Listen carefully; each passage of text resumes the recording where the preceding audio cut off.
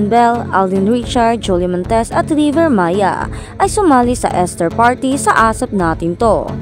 Kung bago ka lang sa channel na ito, huwag kalimutang mag-like, share, comment, and subscribe.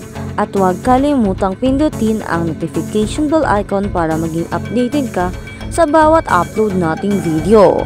Balikan ang mga kamangha-manghang pagtatanghal nina Donnie Pangilinan at Bel Mariano, Alden Richards at Julia Montes, kasama ang River Maya at marami pang kapamilya artist ngayong Easter Sunday, March 31 sa ASAP Natin To sa Kapamilya Channel A to Z at TV5. Kasama ng bagong Gen Phenomenal Love Team na sina Donnie Pangilinan at Bel Mariano, ang cast members ng Can't Buy Me Love na sina Darren Espanto, Kayla Estrada, Joao Constancia, Jello Marquez, Vivory at Chi Filomeno. Sa ASAP stage, higit pang mga sorpresa ang naghihintay habang sina Alden Richards at Julia Montes ay nagdadala ng isang kapanapanabik na pagganap sa pag-awit para sa kanilang mga tagahanga. Habang ang OPM band na River Maya ay muling nagsasama-sama upang kantahin ang kanilang hit song na LC. Samantala, ang mga icon ng ASAP na sina Gary Valenciano, Martin Rivera, Regine Velasquez, Ogie Alcacid, Pops Fernandez, Eric Santos at Jonah ay naghahatid ng mga inspirational number sa oras ng Pasko ng pagkabuhay.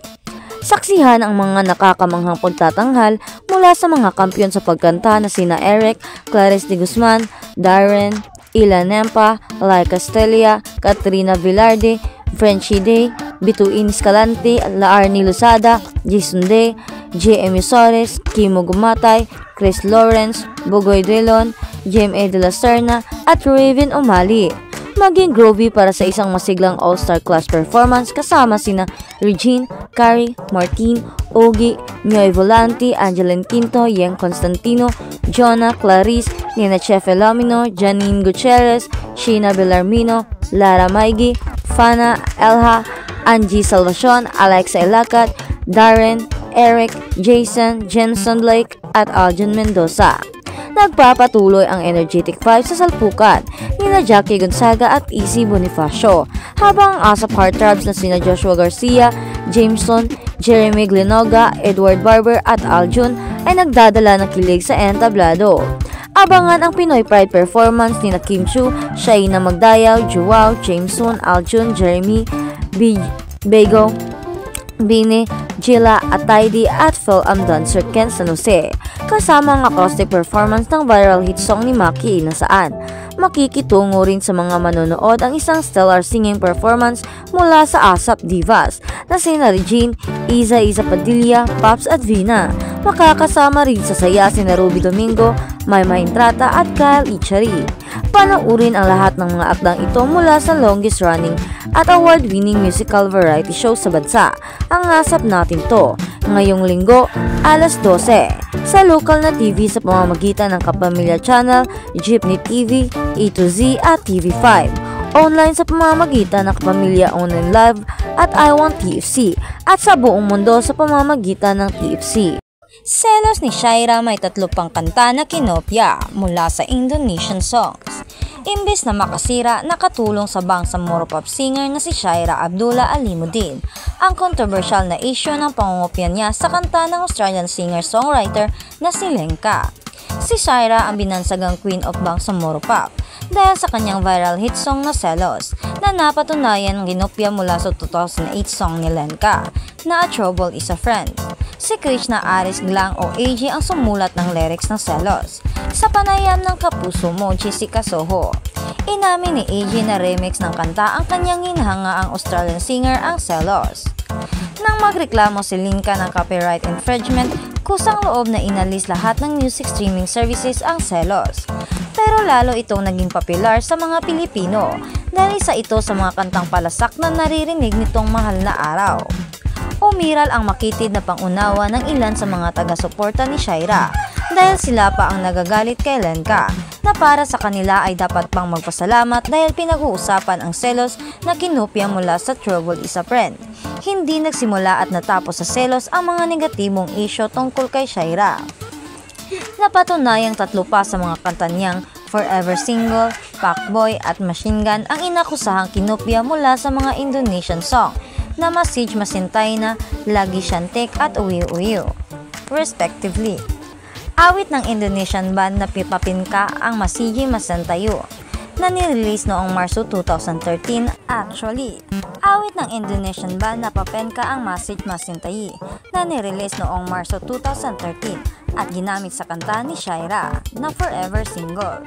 Mula naman sa Uwi Uwi na pinasikat ng Sita Sitata noong Enero 2017 ang Machine Gun. Depensa ni EJ sa remix song ni Shaira. May disclaimer ang kanilang record label company tungkol sa copyright infringement nang ilabas nila ang Selos. Pero malinaw ang paliwanag ni Attorney Jasmine Santiago tungkol sa isyo.